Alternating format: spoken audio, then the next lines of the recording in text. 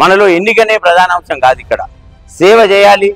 పని. ఇక్కడ ఏదైతే నాకు ప్రఖ్యాతినిచ్చిందో కలెక్టర్గా నాకు మీ అందరి ఆదరణ, ఇవాళ నన్ను కలెక్టర్గా మంచి కలెక్టర్ చేసిండ్రు, నన్ను మీరందరూ మెచ్చిండ్రు కాబట్టి మంచి కలెక్టర్ అయినా. మరి ఈ ప్రాంతానికి నేను తిరిగి ఇవ్వాలనే ఆలోచనతో ముందుకు వస్తూ ఉన్నా. నిరుపేద కుటుంబాలు ఒక కాంపిటీషన్ ఎగ్జామ్కి 50,000, 70,000, లక్ష రూపాయలు ఫీజు కట్టి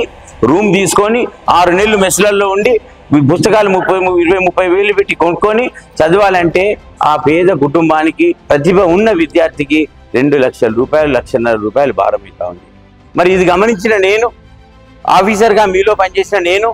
మీ ఆదరణ పొంది బీఆర్ఎస్ పార్టీ అభ్యర్థిగా అయిన నేను, నాకు భగవంతుడు ఇచ్చిన అవకాశాన్ని 10 మందికి చేయాలనే తపనతోని నేను ఇవాళ ప్రతి నియోజకవర్గంలో, నర్సాపూర్ నియోజకవర్గంలో కూడా మీ అందరి సమ్మతితో నేను ఒక కోచింగ్ సెంటర్ స్టార్ట్ చేసి హైదరాబాద్లో ఏ విధంగానైతే కోచింగ్ ఇస్తా ఉన్నారో అంతకన్నా ధీటుగా